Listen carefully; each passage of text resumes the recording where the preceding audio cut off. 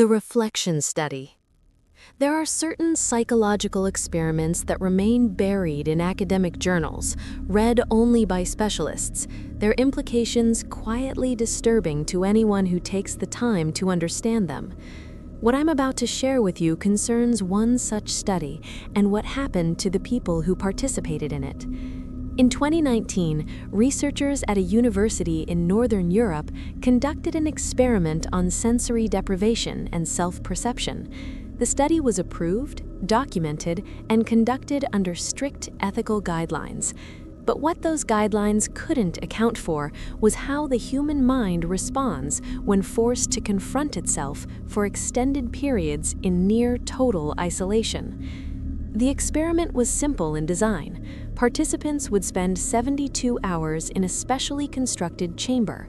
The room measured roughly 3 meters by 3 meters, painted entirely in matte gray to minimize visual stimulation. There was a bed, a small toilet area behind a partition, and a mirror mounted on the wall opposite the bed.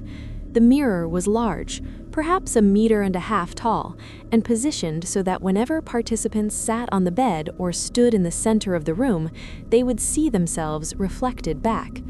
The lighting could be adjusted by the participants themselves using a dimmer switch near the door. But here's what made this particular study different from standard sensory deprivation research. The participants were instructed to spend at least 2 hours each day engaged in what the researchers called sustained self-observation. They were to sit facing the mirror in low light and simply look at their own reflection without distraction. No phones, no books, no music, just themselves and their reflection in the dim gray light. The study recruited 8 volunteers. All were graduate students, ranging in age from 24 to 31 years old. They were screened for mental health conditions and all reported being psychologically stable with no history of disorders. They were paid well for their participation, and each signed extensive consent forms acknowledging the potential for psychological discomfort. The first participant entered the chamber on a Monday morning in October. Let's call her Participant A. She was 27 years old, studying cognitive psychology, and had volunteered specifically because she was interested in consciousness research. She thought the experience might give her insight into her dissertation topic. According to the monitoring logs kept by the research team, the first 24 hours proceeded normally. Participant A adjusted to the space, slept reasonably well, and completed her first session of mirror gazing without incident. She reported feeling calm, perhaps slightly bored, but nothing concerning. The second day, things began to shift. During her afternoon mirror session, Participant A noted in her recorded observations that her face seemed to be moving in ways that didn't match her actual movements. She described it as a lag, like watching a video with the audio slightly out of sync. She said her reflection's eyes would blink a fraction of a second after she blinked. Her mouth would close just after she closed her own mouth. The researchers noted this in their logs, but weren't alarmed. They knew from previous studies conducted by Italian psychologist Giovanni Caputo that prolonged mirror gazing in low light conditions often produces what's called the strange face illusion. People report seeing distortions of their own features, sometimes even perceiving different faces entirely. This is considered a normal perceptual phenomenon, a result of how our brains process unchanging visual information. By the evening of the second day, Participant A's reports became more detailed. She said that during her mirror session, her reflection's expression had changed without her changing her own. She described seeing what looked like sadness in the reflected face, though she herself felt neutral. The eyes in the mirror, she said, looked tired in a way that went beyond normal fatigue. They looked hollow. Still, she completed the session. She ate her provided meals, drank water, and tried to sleep. On the third day, 55 hours into the experiment, Participant A requested early termination. The research assistant monitoring the audio feed heard her voice over the intercom, calm but insistent. She wanted out. When asked why, she explained that during her morning mirror session, she had watched her reflection smile at her while her own face remained expressionless. Not a natural smile, a slow, deliberate stretching of the lips that revealed too many teeth. The research team immediately began the exit protocol, but there's a required waiting period built into these studies, a gradual reintroduction to normal sensory input. It would take 90 minutes to safely extract her from the chamber. During those 90 minutes, participant A became increasingly distressed. The audio logs capture her breathing growing rapid, her voice rising in pitch. She said the reflection wouldn't stop smiling. She said it was moving on its own now, tilting her head, raising one hand slowly to press its palm against the inside of the mirror. The research team assured her this was a hallucination, a known effect of sensory deprivation combined with sleep disruption and the psychological stress of the environment. They told her to look away from the mirror, to focus on her breathing, to remember that she would be out very soon. But participant A couldn't look away. She said she tried, but her eyes kept returning to the mirror. She said the reflection was no longer hers.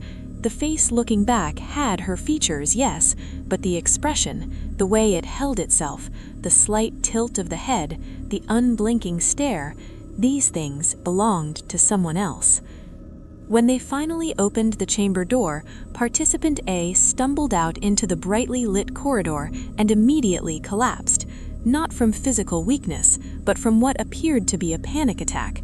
Her pupils were dilated, her hands were shaking violently. She couldn't form coherent sentences for minutes. The research team provided medical attention, psychological support, and monitored her vital signs. After 2 hours, she had stabilized enough to be interviewed. She apologized repeatedly for not completing the study. She said she felt foolish, that she knew it had all been hallucinations, that her mind had simply played tricks on her in the isolation. But when the interviewing researcher asked her to describe what she had seen in those final minutes before extraction, participant A went very quiet. Then she said something that made the researcher pause the recording and leave to consult with the principal investigator. She said, "It knew my name, not my participant code, my actual name, and it said it would wait for me." The research team debated whether to continue the study. The ethics committee was consulted. Participant A had experienced severe psychological distress, yes, but she had recovered relatively quickly once removed from the environment. The consensus was that her reaction, while extreme, fell within the range of expected responses to sensory deprivation.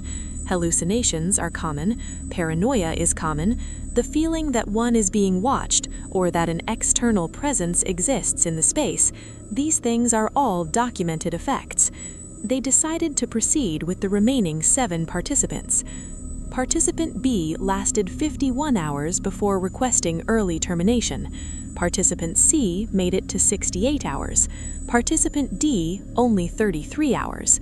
Each reported similar experiences, the reflection changing, moving independently, expressing emotions the participant wasn't feeling. Some said the face in the mirror aged rapidly during the sessions, becoming gaunt and hollow-eyed. Others said it appeared younger, almost childish, which somehow felt worse. Participant D reported that her reflection began mouthing words, though no sound came from the mirror. She tried to read the lips. The words, she said, were, "Let me out." By the 6th participant, the research team had refined their monitoring protocols. They added additional psychological check-ins, shorter mirror sessions, more opportunities for participants to report concerns. Participant F was a 29-year-old man studying neuroscience. He had specifically requested to participate after hearing about the early terminations from other graduate students in his department. He wanted, he said, to test his own mental resilience. He lasted 71 hours, the longest of any participant. His reports started typically: minor distortions, the feeling of being watched, mild anxiety that he managed through breathing exercises. But on his final mirror session, he called for the research assistant over the intercom and asked a question that made everyone in the monitoring room go silent. He asked, "Did you place someone else in here while I was sleeping?"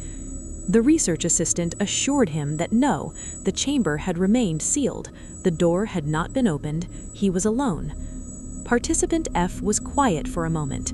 Then he said, "Then who is standing behind me in the mirror?" The monitoring room erupted in activity. The researchers checked the cameras.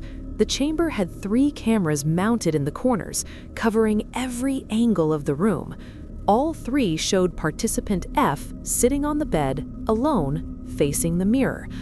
But participant F insisted that in the reflection, there was someone else, standing just behind his left shoulder. Not clearly visible, he said, but present. A darker shape in the dim light, the shape of a person who shouldn't be there. They extracted him immediately, didn't wait for the gradual protocol, just opened the door and pulled him out. When he emerged, he was calm. Too calm, the research assistant noted in her report. His eyes were unfocused, his movements slow and deliberate, as if he were walking through water. They took him to the medical evaluation room, ran the standard tests, asked the standard questions. He answered everything correctly. He knew where he was, what day it was, who he was. His vital signs were normal. Slightly elevated heart rate, but nothing concerning. But when the psychiatrist asked him to describe what he had seen in the mirror, participant F tilted his head slightly to the left, as if listening to something no one else could hear. Then he smiled, a slow stretching of the lips that revealed too many teeth, and said, "I don't think I was looking at a reflection anymore." The study was terminated after that. All remaining participants were withdrawn, the data collected was analyzed, and a report was filed. The findings were published in a specialized journal focusing on perceptual psychology, buried under technical language and statistical analysis. The paper noted that prolonged mirror gazing in conditions of sensory deprivation produced significant instances of the strange face illusion, along with increased reports of dissociative phenomena and paranoid ideation. What the paper didn't mention were the follow-up interviews conducted 6 months later with the participants who had completed at least 48 hours in the chamber. 4 of them reported ongoing difficulties with mirrors. Not phobias exactly, more like an aversion. They said they avoided looking at their reflections when possible. When asked why, they struggled to articulate it. One said it was the feeling that if she looked too long, she might see something she didn't want to see. Another said he no longer trusted that the face looking back was entirely his own. Participant F stopped responding to follow-up requests after the 3rd month. The research team attempted to contact him multiple times, concerned about his psychological well-being, but his phone was disconnected and his university email bounced back as undeliverable. His department chair said he had taken a leave of absence and hadn't returned. No one knows where he went. The principal investigator of the study, let's call her Dr. S., reflected on the experiment in her private notes. These notes weren't included in the published paper, but I had the opportunity to read them years later when I was researching a different project and came across her archived materials. Dr. S. wrote, "We assume that a mirror shows us ourselves, but what we see is not actually us. It's an image, a reversal, a representation created by reflected light. When we stare at this representation for extended periods in conditions designed to deprive us of other sensory input, something in the brain begins to question the reliability of that image. The face becomes strange. The familiar becomes foreign." She continued, "But what disturbs me most is not the hallucinations themselves. These are expected, documented, understood within the framework of neuroscience and perceptual psychology. What disturbs me is the consistency of certain reports across participants, the feeling of a presence, the perception that the reflection acts independently. the sense that something on the other side of the mirror is aware. Dr. S concluded her notes with a question. If the strange face illusion is simply our brain creating patterns in ambiguous visual information, why do so many participants report the same specific pattern? Why do they hear the same words? And why, when extracted from the chamber, do some of them continue to insist that what they saw was not an illusion at all, but something that was actually there, waiting? The chamber where the study was conducted still exists. It's in the basement of a building on a campus in Northern Europe. The university sealed it after the study concluded, not because of any official concerns, but because no research team has requested to use it since. Sometimes, when I think about this study, I find myself standing in front of my bathroom mirror. I turn the lights down low, I sit very still, and I look at my reflection in the dim light, and I wonder what might happen if I looked long enough. What might I see in my own face if I gave it time to become strange? But I never look for more than a few seconds, because there's a part of me, perhaps the same part that existed in those participants, that suspects I might see something looking back that isn't entirely me. The strange face illusion is a documented phenomenon. The effects of sensory deprivation are well understood. The human mind, when deprived of external stimulation, will create its own experiences to fill the void. This is science. This is established fact. But science doesn't explain why participant A still won't look in mirrors. Science doesn't explain where participant F disappeared to.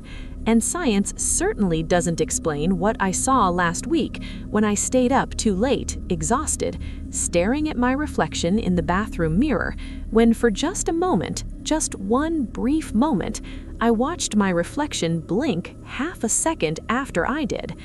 Maybe it was fatigue. Maybe it was my imagination. Maybe I've simply heard too many of these stories and my mind is creating patterns where none exist. But I haven't looked at a mirror in dim light since. If you find yourself alone, in a quiet space, with only your reflection for company, be careful how long you stare, because the strange face illusion is very real. The research confirms it. Our brains, when given unchanging visual input, will eventually perceive change, distortion, otherness. What the research doesn't confirm, and what I can't quite shake, is the possibility that sometimes what we perceive as an illusion might not be an illusion at all. Sometimes the face in the mirror might simply be showing you what was always there, waiting, watching, smiling that smile that reveals too many teeth. And if you've made it this far, if you've listened to this whole account, do me a favor tonight before you sleep. Turn off the lights in your bathroom, stand in front of the mirror in the darkness, and see how long you can maintain eye contact with your own reflection before the urge to look away becomes overwhelming. Just don't look too long, because some experiments are better left unrepeated, and some reflections are better left unexamined. If you enjoyed this story, please consider liking this video and subscribing to the channel. There are more dark stories waiting for you here, more accounts of things that exist just at the edge of what we understand. Return whenever you need to remember that the world is stranger than we allow ourselves to believe, and that sometimes the scariest thing we can encounter is ourselves, reflected back in the darkness, becoming something we no longer recognize. Until next time, stay safe, and maybe keep the lights on.